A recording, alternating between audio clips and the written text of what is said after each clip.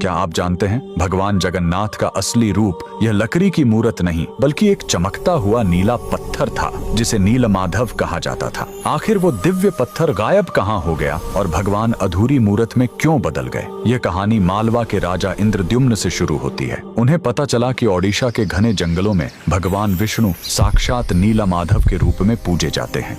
राजा ने अपने मंत्री विद्यापति को खोज पर भेजा। विद्यापति जंगलों में भटकते हुए आदिवासी सरदार विश्ववसु तक पहुंच गए, जो गुफा में गुप्त रूप से नीलमाधव की पूजा करते थे। विद्यापति ने सरदार की बेटी से शादी की और जिद करके गुफा देखने की बात मनवा ली। सरदार ने शर्त रखी कि वे उनकी आंखों पर पट्टी बांधकर ले जाएंगे, लेकिन विद्यापति ने चालाकी की। उन्होंने रास्ते में चुपके से सरसों के बीज गिरा दिए। कुछ दिनों बाद जब बारिश हुई तो सरसों के पौधे उग आए और विद्यापति को गुफा का रास्ता मिल गया। उसने तुरंत राजा को खबर दी। राजा इंद्रद्युम्न अपनी विशाल सेना लेकर घमंड के साथ भगवान को लेने पहुंचे, लेकिन उनके वहां पहुंचते ही नीलमाधव की मूर्ति हमेशा के लिए गायब हो गई। भगवान अपने भक्त विश्ववसु के साथ हुए धोखे और राजा के घमंड से नाराज थे। राजा ने रोकर माफी मांगी और अन्न जल त्याग दिया। तब आकाशवाणी हुई, मैं अब उस पत्थर के रूप में नहीं मिलूंगा, अब मैं समुद्र तट पर एक लकड़ी के लट्ठे के रूप में आऊंगा। कुछ समय बाद पुरी के समुद्र तट पर एक विशाल अद्भुत लकड़ी का लट्ठा तैरता हुआ आया। राजा समझ गए कि यही भगवान का नया रूप है। उन्होंने तुरंत आदेश दिया कि इस पवित्र लकड़ी से भगवान की मूर्ति बनाई जाए, लेकिन समस्या यह हुई कि वह कोई साधारण लकड़ी नहीं थी।